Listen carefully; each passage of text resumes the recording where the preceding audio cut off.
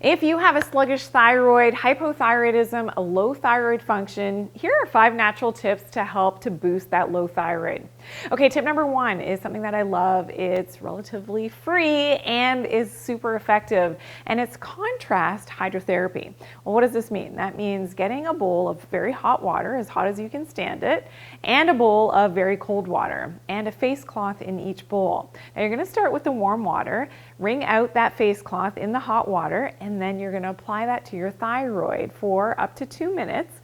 Then you're going to apply the cold one right after. That's the contrast. What the hot water does is it expands, it dilates the blood vessels around and in the thyroid, and then the cold water causes constriction. So effectively what you're doing with the contrast hydrotherapy is you're increasing that blood flow and that pumping of the blood through the thyroid, which is really effective at boosting up its power to help, especially if you've got the symptoms of a low thyroid. So you've got loss of energy, you could have dry skin, constipation and slow bowels, moodiness as well, low mood, and of course that dreaded weight gain. You want to boost that thyroid. Well, this is a natural way to do it.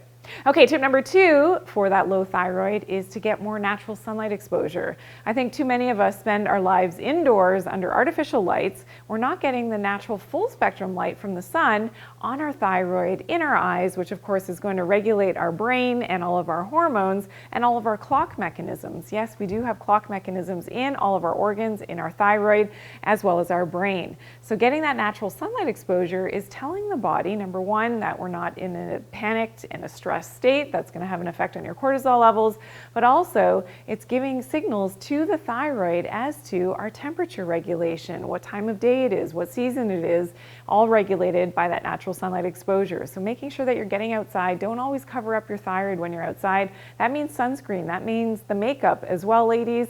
We don't want to be applying that over our thyroid. We want to expose that natural sunlight to this area of the body.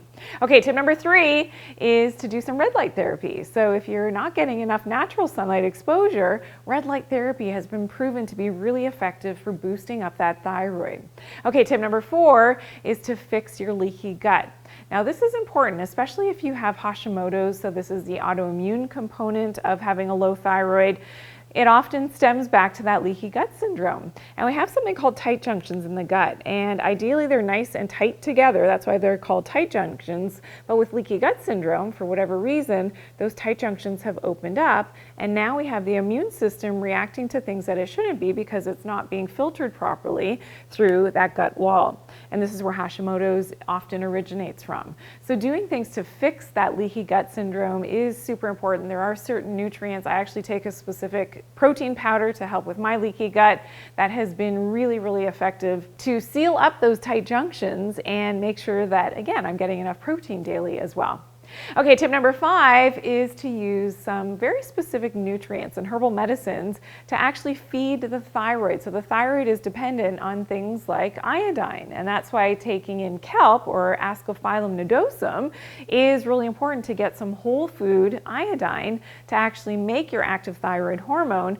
That comes from the Ascophyllum nodosum. So I have a little acronym here for my favorite nutrients for the thyroid. It's called TAPA. So it's T, tyrosine, which is an amino acid, of course, needed by the thyroid. A, ashwagandha, which is an adaptogenic herb, and this is great for balancing cortisol levels. It does help with low thyroid as well. P stands for plectranthus barbatus for Scully, and this is going to help with the active conversion of your T4 to your T3, your active T3, your active thyroid hormone. And we already talked about the kelp, the Ascophyllum nodosum makes up the A for TAPA, and really important to get enough iodine. A lot of people actually don't get enough iodine in their daily diet, and then their thyroid is struggling. Now I do talk more about leaky gut syndrome in another video. I want you to learn more about that, and please check out this video of mine, 8 leaky gut tips you need to know. I'll see you there.